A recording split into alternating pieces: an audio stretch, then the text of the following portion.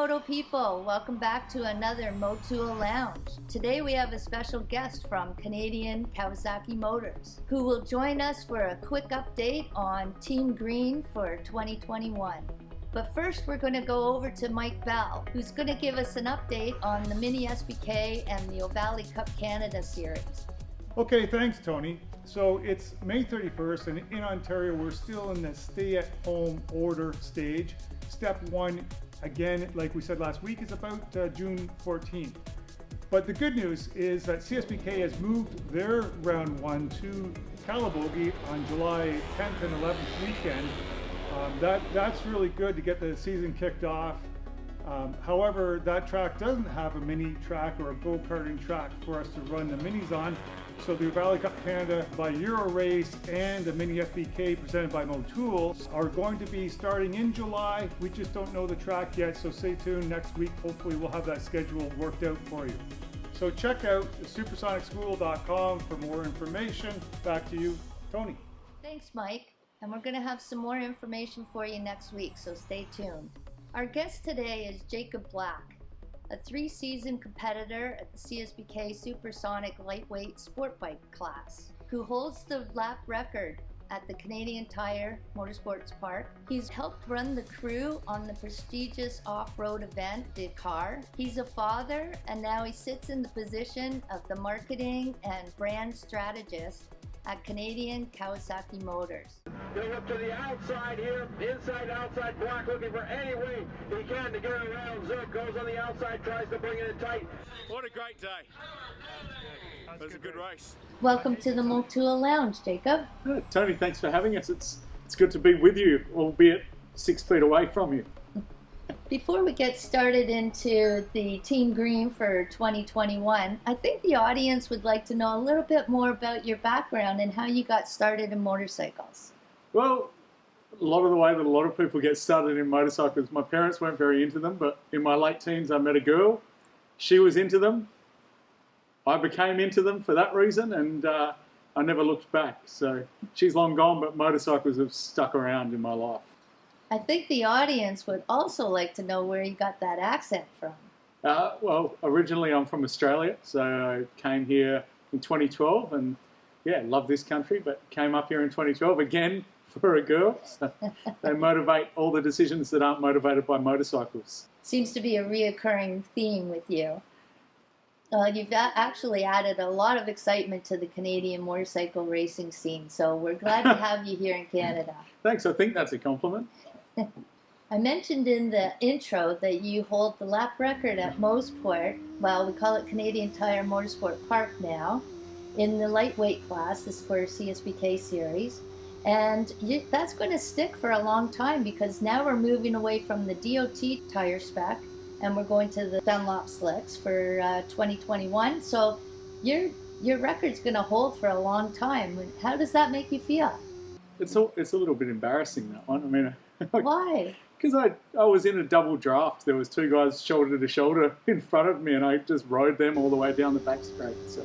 Well, isn't that lightweight racing, Jacob? It is. A lot of drafting and strategy. It is, and the draft is so exciting. That's what makes it so cool. I mean, you and I have had battles there when there's 7 and 8 and 9 of us in that pack. That's pretty cool. I think there was one race I finished 7th and I was 1.1 seconds away from the winner. So yeah, it is, you're right. It's a pretty exciting part of the racing, the drafting. There's some really fast guys in that series. I don't like taking anything away from them. I've heard a lot of people get excited about watching us out there, so. I think it's one of the best classes to watch. We're 4 wide, full throttle going into turn 8, things like that. I mean, I know that, friends that I've brought to the track to watch the racing love every single class in the CSBK. It's so exciting, but the ones that they keep talking about over and over again are the lightweight classes and how close and how intense that racing is.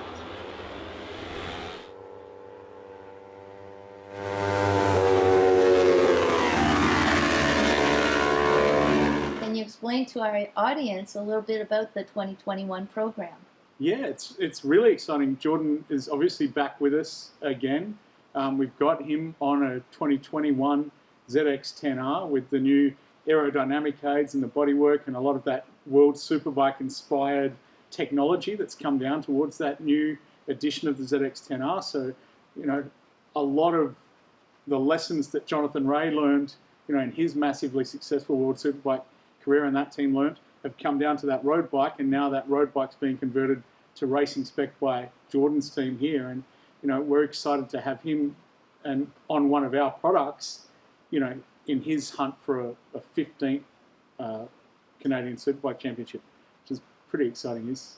That's incredible. His 15th championship, if he wins this year, that's an incredible record, isn't it? And I guess you're really happy to have him on Team Green. So happy. And, you know, Jordan was with Kawasaki way back, you know, in the early phases of his career, and then a few times throughout his career he's been on a green motorcycle, and enjoyed massive amounts of success. So it's almost like a homecoming for us to have him back on a green motorcycle. We're super excited. And, you know, I've said this before, he's the preeminent Canadian motorcycle road racer, and he's on the preeminent Canadian motorcycle road racing motorcycle. So it's a natural fit for us. That's great. We had Jordan out to one of the Supersonic road race school days, and you came out to join us along with Joel McDonald, who works at Kawasaki. And we were just happy to have all three of you out that day. And I think it was a really rainy day. And that's right. Yeah. And what were your impressions that day? So much fun on those little tiny motorcycles. You know, there's so much that you can do and learn and get a sensation for when you're riding a little bike. I still think that small bikes are a great way to learn the craft, learn the sport, understand what the thing's doing underneath you. Or in my case, a lot of the times, because it was wet like it is today, you know, what the thing's doing when it's sliding out from underneath you. But yeah, there's such great machines to get your head around, you know, how a motorcycle actually works, what the feedback is, what the tires do, how to get the chassis balance right and everything else, and manipulate that with your body. And obviously Jordan did a really good job at showing us how it's done, and then Joel, who's quite talented, did a pretty good job as well, and then I did a different job. Well, we were really excited to have all three of you there that day, albeit raining and lots of crash testing. But we're even equally happy that we're going to be adding some KLX 110s to our fleet for our Supersonic school this year. It's a great little bike.